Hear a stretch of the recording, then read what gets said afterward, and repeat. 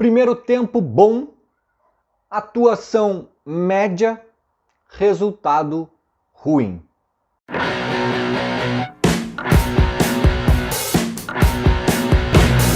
Fim de jogo na Arena do Grêmio, Grêmio 0 e Fortaleza também 0, né? Um jogo que a gente pode aí buscar boas e más notícias, não foi de todo ruim, mas também não foi de todo bom, né?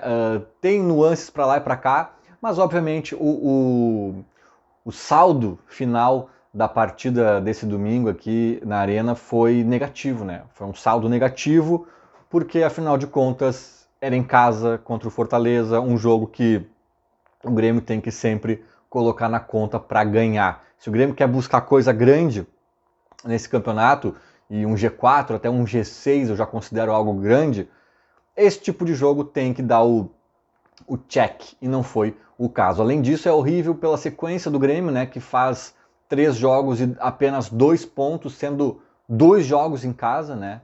Empatou contra Bragantino e Fortaleza, e obviamente perdeu lá para o Palmeiras, que era o único jogo desses 3 aí que já estava meio previsto, né, o resultado. Nos outros 2 o Grêmio deixa 4 pontos valiosos pelo caminho. Então foi um saldo negativo e ninguém está feliz, ninguém está faceiro, obviamente.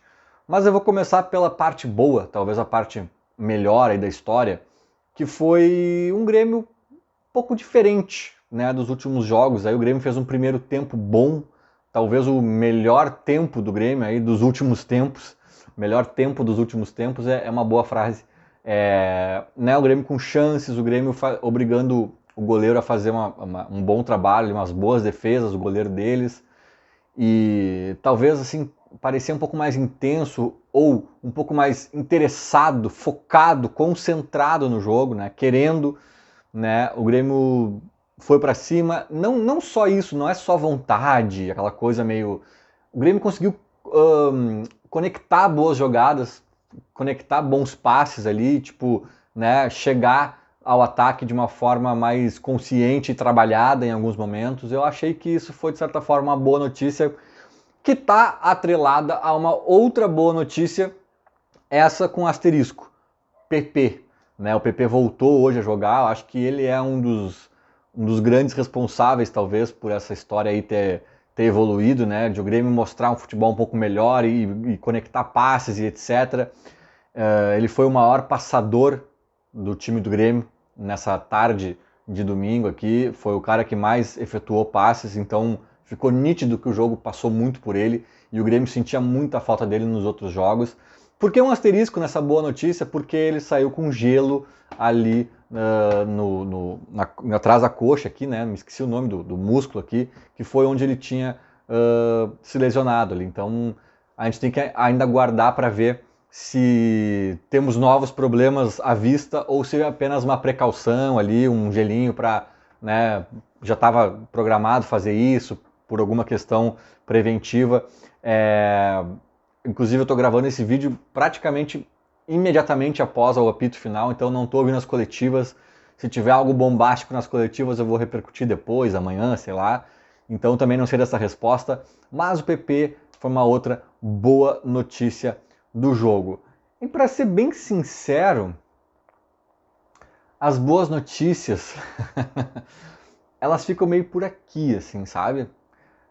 Para eu não dizer que não falei de flores, o Vijaçante é um cara que eu achei que foi bem hoje, assim, também, um cara que também volta de uma lesão, né, com aquela máscara, né, um cara que já não era uma unanimidade, talvez, antes, e agora volta com essa questão. Acho que ele foi bem, é um cara que dá uma entrega interessante ali pro meio, um cara que desarma, né, e para fechar aí o combo de boas notícias, eu quero fazer uma menção honrosa ao Thomaz Luciano. Eu acho que é um guri que ainda apresenta alguns erros, alguma irregularidade, alguns momentos do jogo, decisões erradas, vai acontecer. Mas assim, cara, olha, esse guri aí, eu acho que tem que ser observado. Se o João Pedro, que ele voltar e voltar bem, eu não sei até se, olha, o Thomaz Luciano, vem cá, te arrisca na esquerda? Se ele disser que sim, talvez eu até tentasse, porque ele parece uma alternativa interessante. Beleza, fechado tudo isso, agora vamos falar um pouquinho das partes piores do jogo, na minha opinião, né? O Grêmio pegou um Bragantino meio misto, preservando algumas peças, um Bragantino que vem de um desgaste físico, então o Grêmio não podia reclamar disso dessa vez. Os caras jogaram na quinta, a gente jogou na quarta, né? A mesma questão que da outra vez o Grêmio reclamou, dessa vez eles reclamaram, né? Também tiveram que pegar viagem longa e tudo mais, então dessa vez a questão física jogava mais contra eles, e mesmo assim a gente não conseguiu se impor e parece que na reta final do jogo eles até cresceram mais que o Grêmio, né? Isso é muito preocupante. O Grêmio sempre dá uma morrida no final do jogo. Quando tu tá ganhando, até se entende que o adversário venha mais para cima no final do jogo, não tem muito a perder e tal. Mas quando tá empatado, cara, e nós estamos jogando em casa, era a gente que tinha que fazer uma abafa no final, sabe? E o nosso abafinha foi bem discreto e ainda tomando belos riscos lá atrás, então não gostei disso, assim, não gostei disso. O Vojvoda é um treinador, né, que está aí já há mais de 3 anos no Fortaleza, ganhou todos os estaduais, eu acho, desde que ele chegou lá no Ceará, Copa do Nordeste, então é um cara, campanhas, né, no Brasileirão aí que levam a Libertadores, então ele faz um trabalho muito bom ali, muito longevo também, que dá um estofo para esse trabalho, né. Então a gente viu um Fortaleza organizado, um Fortaleza ajustado, que sabia o que fazer com a bola, que sabia o que fazer sem a bola. Isso é óbvio que impõe dificuldades ao Grêmio, mas eu acho que daí faltou ao Grêmio conseguir sair dessas dificuldades, sabe? Porque no Brasileirão a gente vai enfrentar dificuldades como essas, parecidas assim, um pouco mais, um pouco menos, em todos os jogos, cara. Acabou, não é Série B mais, sabe? Acabou, é Série A. É uma Série A cheia de time gigante. A maioria é time grande, inclusive, sabe? Então, cara, assim, eu fiquei assim, eu vi o Grêmio meio, como é que eu vou te dizer assim, cara, jogando de igual para igual contra o Fortaleza na Arena. Isso, em algum nível, é preocupante. O Grêmio acho que foi ligeiramente melhor nos 90 minutos, assim, mas foi um jogo que tranquilamente poderia ter sido 1-0 para os caras, 1-0 para a gente, 0-0, que foi o que acabou acontecendo, sabe? Não foi um jogo assim que, meu Deus, foi um pecado o Grêmio não ter ganho. Não foi, cara. Não foi. O Grêmio não conseguiu se impor nesse nível, né? E falando um pouquinho mais de outras más notícias, cara, o Grêmio tem que... Uma coisa que me irrita profundamente, e não sou eu só o único irritado, assim, a questão de decisões erradas, sabe? A cognição, vamos usar essa palavra, a cognição de alguns atletas, sabe? Não sou apenas eu que me irrito, eu digo isso porque o Suárez é um cara que se irrita muito com isso. Ele é um cara muito inteligente. E assim, cara, eu já elogiei essa atual gestão porque eu acho que eles sim tiveram um cuidado lá no começo para fazer as primeiras contratações com a questão mental, intelectual de alguns atletas, sabe? PP, próprio Carbajo, Cristaldo, acho que são caras inteligentes, caras que vê o jogo, sente ali o movimento e etc, né? Eu falo muito daquele Grêmio de 2016 até 2017, era muita gente inteligente jogando, sabia o que fazer, sabia como se deslocar, sabia como tocar. Então, eu notei esse cuidado dessa atual gestão para isso. Só que assim, a gente vê um limite do nosso elenco até nisso, sabe? O Galdino, cara. Sério, o Galdino, eu acho que ele é um pouco melhor que o Janderson, tecnicamente. Eu acho que ele é um pouco melhor que o Janderson. Talvez até nem tão pouco, assim, tá? Porque o Janderson era difícil a coisa ali. Mas, assim, cognitivamente, cara, é muito parecido com o Janderson. Muito parecido com o Janderson. Cara, e esses caras, o que eles estragam de jogadas promissoras não tá no mapa. Às vezes a gente não... A gente valoriza muito mais um erro de um zagueiro, né, de um goleiro, porque geralmente vira gol e pesa mais. Só que a gente não valoriza umas cagadas bizarras dos atacantes que era para ter virado gol e não virou. E te prejudica da mesma forma. Tu deixar de fazer um gol, deixar de tomar um gol, é o mesmo peso, cara. Sabe? Cara, aquele Galdino teve uma hora que o Suárez surtou com ele, que o Suárez tocou para ele, correu para receber, ele deu um bico para fora, velho. Assim, é uma coisa irritante. E um outro cara um outro cara que eu vou falar a mesma coisa, Só que esse, eu acho que ainda é cedo, fazendo sempre essa ressalva, é o Zinho. Ah, o Zinho começou muito bem no gauchão, promissor, nossa, olha que guri promissor e tal, e realmente eu elogiei muito ele aqui e tal. Mas, cara, chegou em Série A, chegou assim, quando o bicho ficou grande, cara. Ah, cadê o Zinho, cara? O cara entrou e não fez nada, ficou ciscando e tocando a bola pra lá. Aí quando tinha que, tá, agora participa, velho, agora é contigo. Aí é decisão errada o tempo inteiro, cara. O tempo inteiro, no final do jogo ali, ele estragou uma jogada também que foi, nossa, coisa mais irritante, cara. Que coisa mais irritante. E o Renato vai ter que fazer essa leitura e começar a limar esses caras do time, cara. Sabe? Tipo, eu sei que não tem elenco e infelizmente esses caras vão entrar o tempo inteiro e eventualmente vão ter que ser até titulares, eu sei disso. Né? Daí aí a bronca é com a direção.